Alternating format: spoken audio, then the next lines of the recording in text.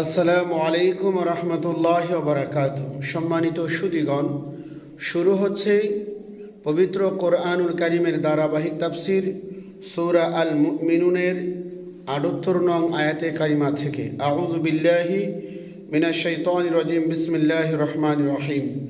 ওয়া হুয়াল্লাযী আনশাআ লাকুমুস সামআ ওয়াল আবসারা ওয়াল আফইদা ক্বালিলাম মা তাশকুরুন। তিনি সেই আল্লাহ যিনি তোমাদের জন্য কান, চোখ, হৃদয় সৃষ্টি করেছেন, তোমরা অতি সামান্যই কৃতজ্ঞতা জ্ঞাপন করছো। চোখ, কান, হৃদয় সকল প্রাণীরই আছে। এগুলির জন্য মানুষের কাছে কৃতজ্ঞতা দাবি করার কারণ কি?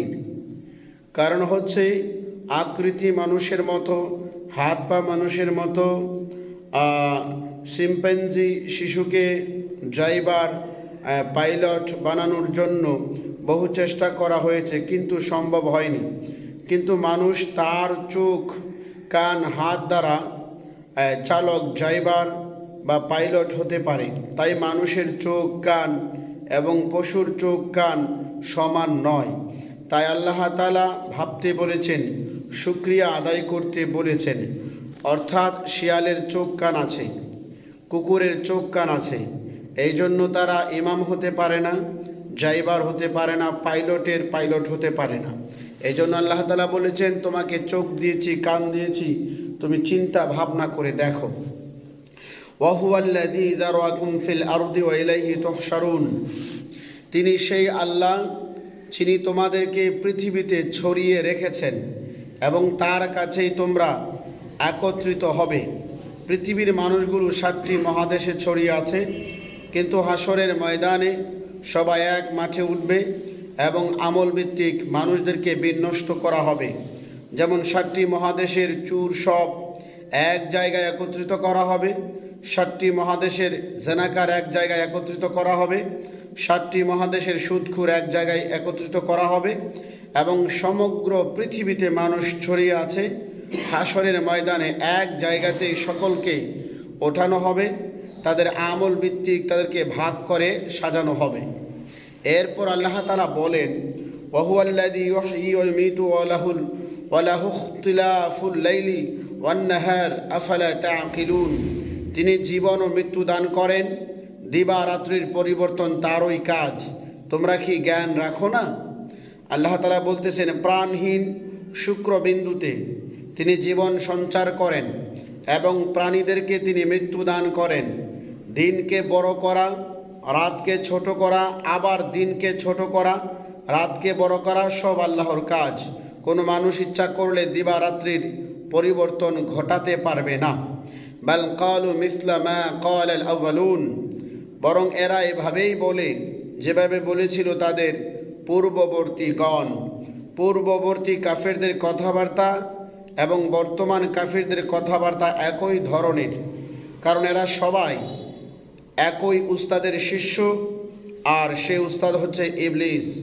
ক্বালু আইযা মিতনা ওয়া কুন্না তুরাবাও ওয়া আইযামান আইন্না লামাবউসুন।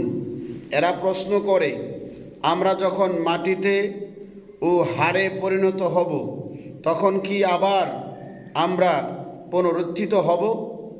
তোমরা তো প্রথমবার মাটি হতেই সৃষ্টি হয়েছ।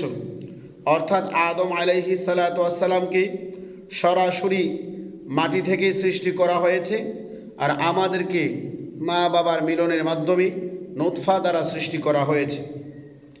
লাকাদ ওয়াইদনা নাহনু ওয়া আবাউনা হাযা মিন ক্বাবলু ইন হাযা ইল্লা সাতিরুল আউয়ালিন।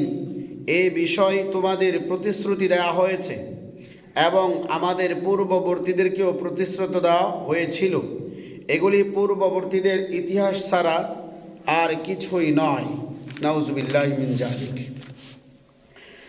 দ্বিতীয় জীবন যারা বিশ্বাস করে না, তারা হাসরের ময়দানে যখন উঠে পড়বে, তখন বলবে, হায় দুর্ভোগ, আমাদেরকে আরামের ঘুম থেকে কে জাগালো? দয়াময় আমাদের সাথে যা প্রতিশ্রুতি দিয়েছিল ইহা তো তাই, এবং রসুলগণ সত্য বলেছিল। সূরা ইয়াসিন 52 নম্বর আয়াতে আল্লাহ তাআলা বলছেন, কুল লিমানিল আরদু ওয়া মান ফিহা ইন কুনতুম তা'লামুন। আপনি জিজ্ঞাসা করেন, পৃথিবী এবং তার মাঝে যা কিছু আছে এর মালিককে যদি তোমরা জানতে তবে বলো। সায়াকুলুনা লিল্লাহ কুল আফালা তাযাক্কারুন।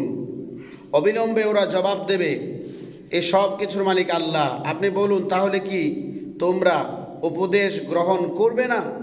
যেহেতু তোমরা বিশ্বাস করো আসমান জমিনে যা আছে সব কিছু আল্লাহ তাআলা বানিয়েছেন, তারপরে কি তোমরা ঈমান আনবে না, বিশ্বাস স্থাপন করবে না?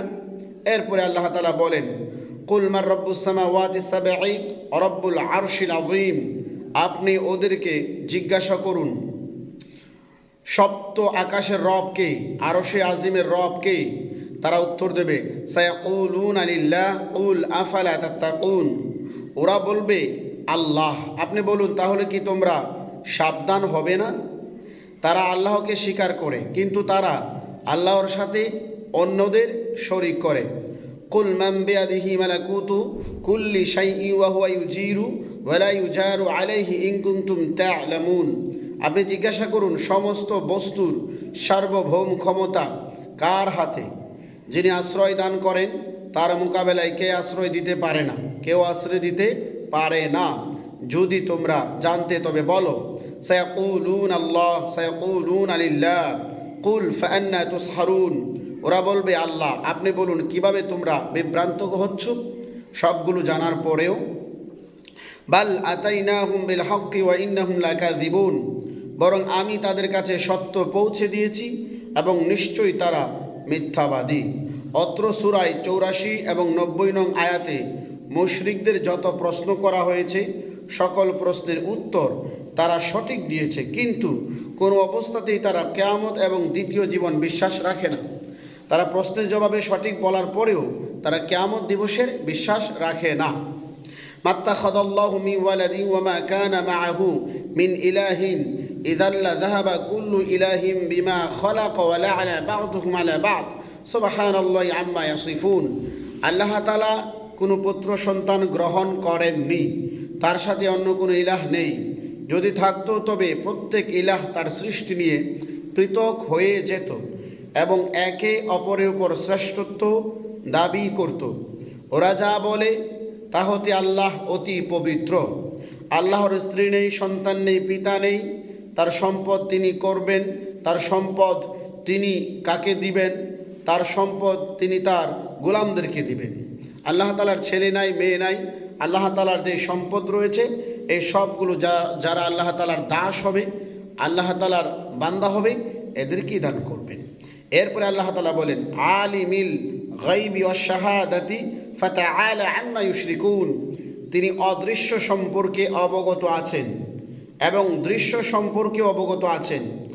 ওরা তার সাথে যা অংশীদার সাব্যস্ত করে তা হতে তিনি অতি ঊর্ধ্বে পবিত্র।